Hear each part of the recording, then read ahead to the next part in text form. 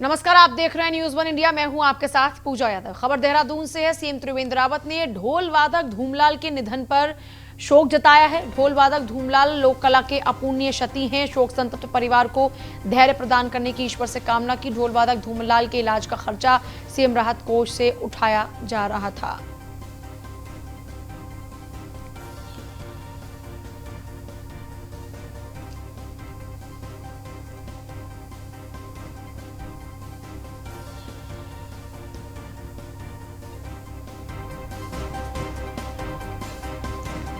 शोक संतप्त परिवार को धैर्य प्रदान करने की ईश्वर से कामना की। ढोल वादक धूमलाल लोक कला के अपूर्णीय क्षति हैं, सीएम त्रिवेंद्र रावत ने कहा। ढोल वादक का जो इलाज चल रहा था वो सीएम राहत कोष से चल रहा था, लेकिन इलाज भी उनको बचा नहीं पाया। ढोल वादक धूमलाल लोक कला के अपूर्णीय क्षति है, उनके निधन के बाद में सीएम त्रिवेंद्र रावत ने कहा। साथ ही कहा कि शोक संतप्त परिवार को धैर्य प्रदान करने की ईश्वर से कामना करता हूं। उनके इलाज का खर्चा भी सीएम राहत कोष से ही लगातार उठाया जा रहा था।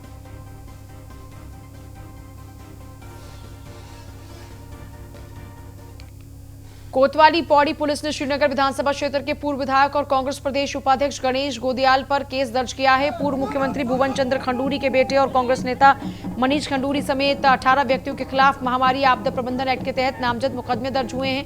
150 लोगों के खिलाफ पुलिस ने बगैर प्रशासन की अनुमति के पुल का शुभारंभ और जश्न मनाने पर मुकदमा दर्ज कर लिया है। कांग्रेस कार्यकर्ताओं ने कुछ दिन पहले ही पाबो विकासखंड के मूसागली क्षेत्र में एक मोटर पुल का शुभारंभ कर जश्न मनाया था, जो कांग्रेस को भारी पड़ा है।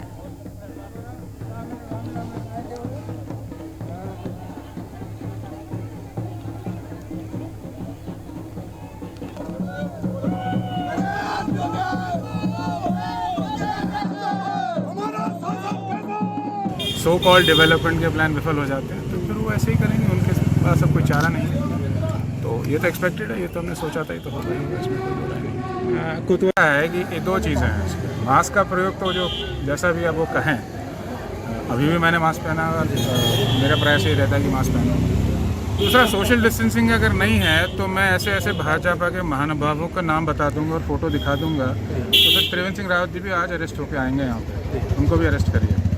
तो ये बड़ा स्पष्ट है। मैं इसका यही जवाब दूंगा ना। अब जो उन्होंने शुभारंभ का डेफिनेशन बताइए मुझे, क्या होता है? मतलब कोई डेफिनेशन है क्या? अब लोग नहीं जा सकते क्या वहाँ पे? लोग जा नहीं सकते पुल के ऊपर नहीं जा सकते क्या? पुल के ऊपर सेलिब्रेशन नहीं कर सकते? कांग्रेस पार्टी ने सेलिब्रेशन किया, आप शुभारंभ कह रहे हैं तो ये आप कह रहे हैं ना, हम थोड़ा। इसमें ये हुआ था कि बिना अनुमति के इनकी द्वारा गैदरिंग की गई थी। इसमें फिर इसके बाद हमारा चौकी प्रभारी पाओ द्वारा इसमें 18 लोगों की बाय नेम्ड और 100-150 जिसकी शिनाख्त की जाएगी, वीडियो फुटेज या अन्य माध्यमों से की जाएगी। इसमें अभी जांच प्रचलित है। इनके द्वारा बिना अनुमति के गैदरिंग की गई थी। एक सोशल डिस्टेंसिंग का उल्लंघन किया गया था और मास्क भी नहीं पहने थे। कई लोगों अन्य लोगों को शिनाख्त की जाए। पौड़ी के विकास भवन सभागार में बैठक हुई। सांसद तीरथ सिंह रावत की अध्यक्षता में ये बैठक संपन्न हुई। जिला विकास समन्वय और निगरानी समिति के साथ ही बैठक थी। केंद्र सरकार योजनाओं की प्रगति रिपोर्ट पर इस दौरान चर्चा हुई। सभी योजनाओं का लाभ जनता को मिले, तीरथ सिंह रावत ने इस दौरान कहा।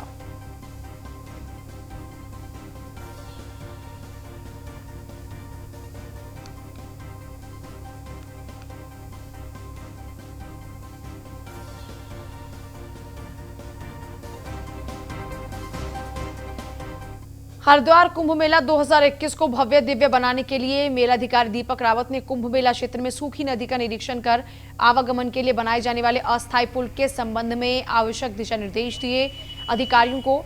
मेलाधिकारी दीपक रावत ने कहा कि कुंभ मेले में जन सुविधाओं के आवागमन को देखते हुए सूखे नदी पर 44 मीटर लंबा पुल, जिसे 258 करोड़ की लागत से बनाया जा रहा है, और ये पुल मेला भीड़ को नियंत्रण में रखने के लिए कारगर साबित होगा। इस पुल का निर्माण कार्य 20 दिसंबर 2020 तक पूरा करने के निर्देश हैं।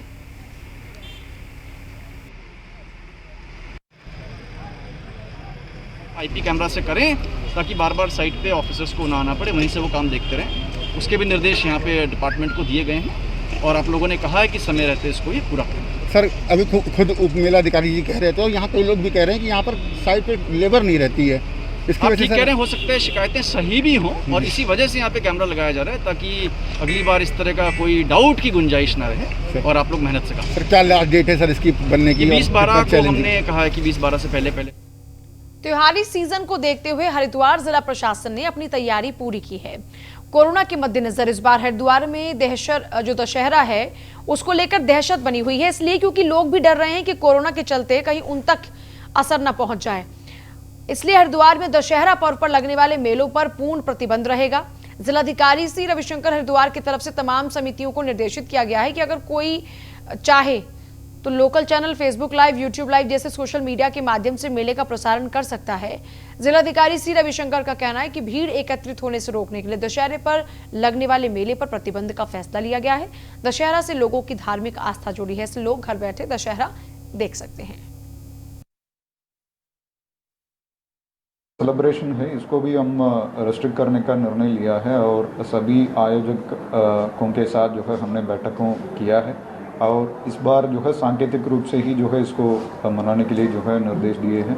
इसमें लोकल चैनल्स में जितना भी जो है जहाँ जहाँ ये फेस्टिवल रहेगा उसका जो है ब्रॉडकास्ट करने का निर्देश दिया है, ताकि जो है लोगों अपना धार्मिक भावनाओं का दृष्टिगत वो जो है उसका आनंद भी ले सकते हैं, मगर वो वर्चुअली देखेंगे अपना अपना घरों में बैठ करके, वो टीवी के माध्यम से, लोकल चैनल के माध्यम से देख सकते हैं।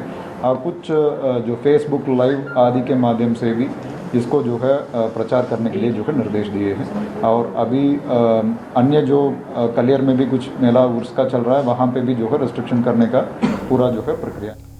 खबर देहरादून से, जहां मिशन 2022 से पहले मंत्री हरक सिंह रावत का बड़ा बयान। 2022 में विधानसभा चुनाव नहीं लड़ेंगे हरक सिंह रावत, मेरी चुनाव लड़ने की इच्छा नहीं है। कर्मकार कल्याण बोर्ड के पुनर्गठन के बाद हरक सिंह रावत ने यह बयान दिया। पिछले दिनों कर्मकार कल्याण बोर्ड का सरकार ने पुनर्गठन किया है। बोर्ड के अध्यक्ष पद से मंत्री हरक सिंह रावत को हटाकर नया अध्यक्ष बनाया गया। नए अध्यक्ष के रूप में सरकार ने शमशेर सिंह सत्याल को जिम्मेदारी सौंपी है।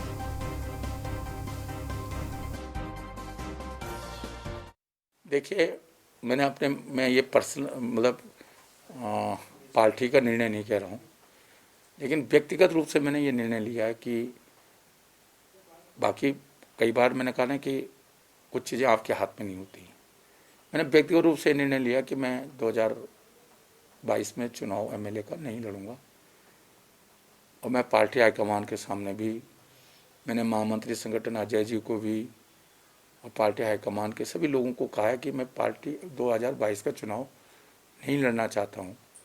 बाकी निर्णय तो उसके बावजूद भी पार्टी हाईकमान, कई बार क्या होता है कि आपकी बहुत सारी चीज़ें आपका मन नहीं होता है, लेकिन पार्टी के हित में, प्रदेश के हित में आपको अपना निर्णय पीछे हटना पड़ता है और पार्टी के हाईकमान का या प्रदेश के हित में निर्णय बदलना भी पड़ता है। लेकिन मेरी दिली इच्छा है कि मैं 2022 का चुनाव नहीं लड़ना चाहता। चीज़ें अब बाकी चीज़ें जो है माननीय मुख्यमंत्री कोई ये जरूर थोड़ी कि चुनाव जो नहीं लड़ेगा वो संन्यास ले लेगा। मैं संन्यास नहीं लूँगा, क्यों लूँगा संन्यास? संघर्ष करूँगा, संन्यास क्यों लूँगा? चुनाव ये थोड़ी जरूरी कि जो चुनाव नहीं लड़ेगा वो संन्यास ले लेगा। संन्यास तो नहीं लेने वाला मैं। जीवन की अंतिम सांस तक, जब तक मेरी सांसें हैं तब तक मैं इस प्रदेश के लोगों की सेवा करता रहूँगा, जो मुझे अच्छा लगेगा प्रदेश के हित में। मैं अभी धारी मंदिर गया था 3 दिन पहले। एक तो मैंने उस माँ ने मुझे कोरोना महामारी से बाहर निकाला, तो मैं इसलिए पूजा करने के लिए धारी मंदिर गया था, क्योंकि मैं शुरू से उस माँ को बहुत मानता हूँ। तो मैंने उस माँ से यही मांगा कि मेरे हाथों कभी किसी का अनर्थ ना हो और मैं इस प्रदेश की सेवा, इस प्रदेश में कुछ, जब तक मेरी सांसें रहें तब तक मेरे माध्यम से कुछ सेवा करने का मौका मुझे, कुछ मैं अच्छे काम इस प्रदेश में, प्रदेश के हित में कर पाऊँ। यह आशीर्वाद मैंने मांगा धारी माँ से कि मुझे इतनी ताकत, इतना आशीर्वाद हो कि मैं कुछ अच्छा कर पाऊँ इस प्रदेश के अंदर। देखिए, हरक सिंह रावत ने साफ साफ कह दिया है कि वो आगे चुनाव नहीं लड़ना चाहते हैं और ये उनका अपना निजी फैसला है। कैबिनेट मंत्री हरक सिंह रावत का बड़ा ऐलान है, ये बड़ा बयान है। मिशन 2022 से पहले ही मंत्री हरक सिंह रावत ने कह दिया है साफ तौर पर कि वो चुनाव नहीं लड़ेंगे और वो केंद्रीय नेतृत्व की बात पहुंचा चुके हैं और आगे भी बात पहुंचाएंगे। कर्मकार कल्याण बोर्ड का जो पुनर्गठन हुआ उसके बाद जो फैसला लिया गया था उसको लेकर चलिए, सूर्यकांत धस्माना हमारे साथ में हैं, प्रदेश उपाध्यक्ष हैं। धस्माना जी, बहुत बहुत स्वागत है आपका न्यूज़ वन इंडिया पर। जी धन्यवाद। ये हरक सिंह रावत ने ऐलान कर दिया बड़ा कि अब वो आगे चुनाव नहीं लड़ेंगे मिशन 2022 से पहले ही। उनके इस ऐलान को कैसे देख रहे हैं आप? दो बातें हैं जी। इसमें जो भी सेहत में फर्क पड़ेगा वो बीजेपी की पड़ेगा, जनता की तो कोई सेहत में पड़ने वाला नहीं है।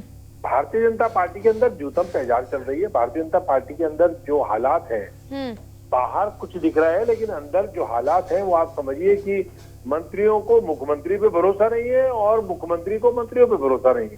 ठीक। मंत्रियों की बात अधिकारी नहीं सुन रहे, मंत्री परेशान है, काम हो नहीं रहा।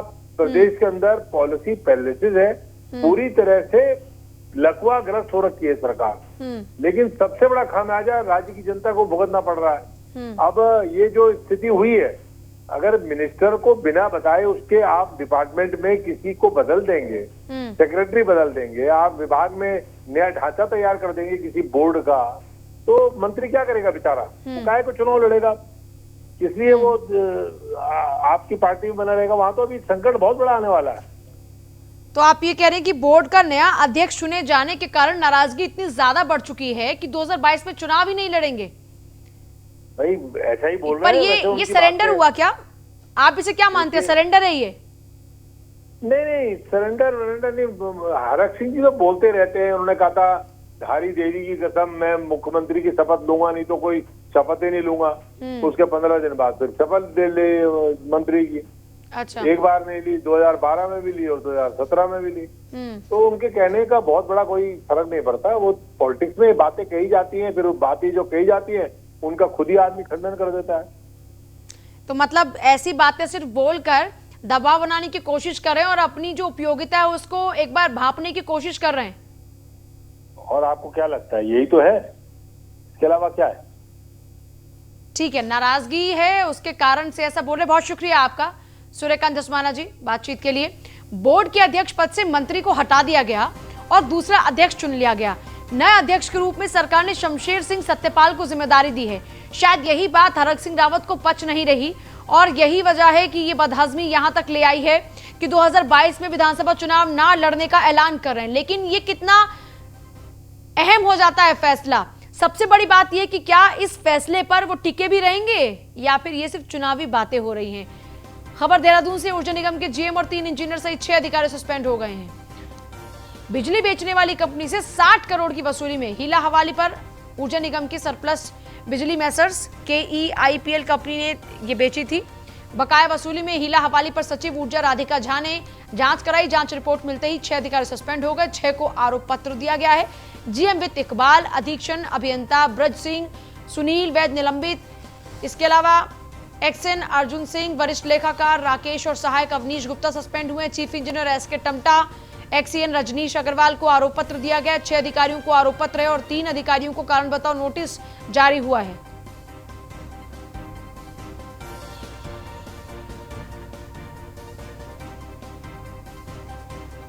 बिजली बेचने वाली कंपनी से 60 करोड़ की वसूली में हीला हवाले पर नपे हैं और फहीम जुड़ गए हमारे साथ में। फहीम, जरा पूरी जानकारी चाहेंगे आपसे। देखिए, दरअसल ऊर्जा निगम जो बिजली का उपयोग करता है, जो वितरण करता है, राज्य में चूंकि विद्युत उत्पादन होता है उत्तराखंड में अपना, और विद्युत उत्पादन जब सरप्लस होता है जिस समय, तो वो फिर बाहर बेचा जाता है, बिजली बेची जाती है। और इसमें जो है एक एजेंसी के थ्रू पिछले दिनों बेचा था UPCL ने बिजली को, लेकिन उस एजेंसी ने उस बिजली की कीमत का तकरीबन 60 करोड़ रुपया जमा नहीं किया और इस वसूली को लेकर के अफसरों ने हीला हवाली कर रखी थी। तो एक तरफ बड़ी रकम एजेंसी के ऊपर छोड़ रखी थी, क्योंकि जब बिजली बेची जा रही है तो कहीं ना कहीं आर्थिक लाभ के लिए बेची जाती है और वो आर्थिक लाभ ही अगर वो एजेंसी से ना लिया जाए, वो उसी पर रहे, तो फिर बिजली बेचने का कोई फायदा नहीं है। तो लिहाजा ये एक बड़ी लापरवाही सामने आई थी, शायद हुई तो मामला सामने आया। तो सचिव राधिका झा ऊर्जा विभाग, उन्होंने जांच के आदेश दिए थे और ये जांच होने के बाद जब रिपोर्ट आई तो इस पर तत्काल एक्शन लेते हुए ये बड़ी कार्रवाई की गई है और इसमें सीधे तौर पर लापरवाही मानी गई है कि जो राजस्व को कमाने को लेकर के जिन अधिकारियों का नजरिया अच्छा होना चाहिए, गंभीर होना चाहिए, तो वो ऐसा ना करके बल्कि लापरवाही का नजरिया उसके सामने आया है। जी ठीक है फ़हीम, बहुत शुक्रिया आपका फिलहाल पूरी जानकारी के लिए। डोईवाला में अतिक्रमण मुक्त कराई गई ग्राम सभा की भूमि को लेकर स्थानीय ग्रामीणों में नाराजगी है, असमंजस का माहौल है।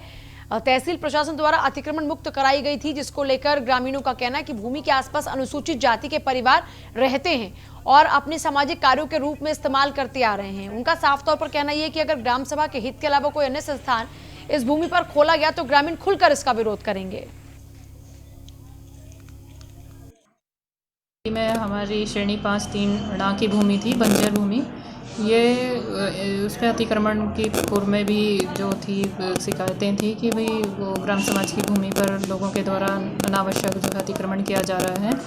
और जो हमारे पास सन 2011 से जो वो भूमि है उसके लिए सरस्वती शिशु मंदिर के लिए वो भूमि प्रस्तावित की गई है और 2017 में वो रोडवेज कर्मचारियों के वेतन मामले पर कांग्रेस ने आलोचना की है। उत्तराखंड कांग्रेस प्रदेश उपाध्यक्ष सूर्यकांत का बयान, वेतन मिल नहीं रहा, इसकी जिम्मेदारी सरकार की है। रोडवेज कर्मचारी आंदोलन पर हैं और वेतन की कई निगमों में दिक्कत है। राज्य की तिजोरी खाली है, इसकी जिम्मेदारी लेगा कौन? महीने तक अगर तनख्वाह नहीं मिलेगी तो किस प्रकार से अपना जीवन यापन करेंगे कर्मचारी? आज रोडवेज में जो हालात है उसके लिए अगर कोई जिम्मेदार है तो त्रिवेंद्र सरकार जिम्मेदार है। पूरे प्रदेश के अंदर हाहाकार मचा हुआ है, केवल रोडवेज नहीं, आप देखिए तो तमाम जितने एडेड कॉलेजेस हैं उनके चाहे शिक्षणेतर कर्मचारी हो चाहे उनके शिक्षक हो, उनको तनख्वाह नहीं मिल रही है। इसी प्रकार से रोडवेज में तो बहुत ज़्यादा हालात ख़राब हैं। वहाँ पर जो सितंबर में 2019 में रिटायर हुए लोग, उनको ग्रेजुइटी तक नहीं मिल रही है।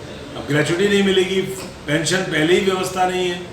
मैं समझता अधीनस्थ सेवा चयन आयोग ने भर्ती परीक्षा की सुरक्षा के लिए फैसला लिया है। आयोग के आग्रह पर त्रिवेंद्र सरकार ने जारी किए परीक्षा सुरक्षा के आदेश। जिला प्रशासन और पुलिस की होगी भर्ती परीक्षा की सुरक्षा की जिम्मेदारी। फॉरेस्ट गार्ड भर्ती परीक्षा में हुई गड़बड़ी के बवाल को देखते हुए यह फैसला लिया गया है। भर्ती परीक्षाओं के लिए जिलों में डीएसपी को नोडल ऑफिसर बनाया जाएगा। परीक्षा शुरू होने से 1 घंटा पहले परीक्षा केंद्र का गेट बंद होगा।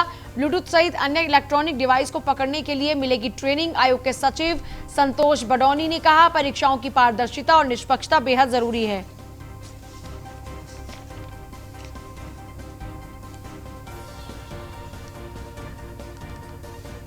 वेतन के लिए आंदोलन कर रहे कर्मचारियों से अब नुकसान की वसूली भी होगी।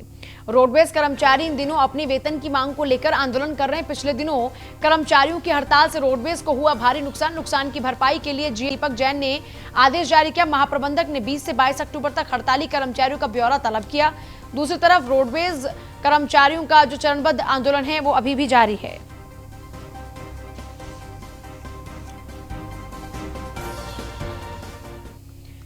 डीएम सविन बंसल ने धान क्रय केंद्रों का निरीक्षण किया। नैनीताल में धान क्रय केंद्रों में 2 दिन के भीतर सुचारू इंटरनेट व्यवस्था चालू करने के निर्देश दिए हैं। धान क्रय केंद्रों पर एक और तौल कांटा स्थापित करने की स्वीकृति। क्रय केंद्रों से कोई भी शिकायत मिलने पर सख्ती से कार्रवाई होगी। जो निर्देश दिए गए हैं ये अगले 2 दिन में इंश्योर करवाएंगे हमारे कोऑपरेटिव डिपार्टमेंट और पैक्स, जिसमें सुपरविजन के लिए एसडीएम को नामित किया गया है कि एक तो जो उनका नेट कनेक्शन है वो बाधित नहीं होना चाहिए। जो सिस्टम है जहाँ पे रजिस्ट्रेशन हो रहा है किसानों का वो निर्बाध रूप से कार्य करना चाहिए। उसके लिए जो उनके एक रोबस्ट नेट सिस्टम की आवश्यकता है वो कल तक ये सभी केंद्रों में लगाएंगे। उसके लिए धनराशि यहाँ से उनको प्रोवाइड कर दी जाएगी। सेकेंडली जो किसानों को डेट और टाइम का टोकन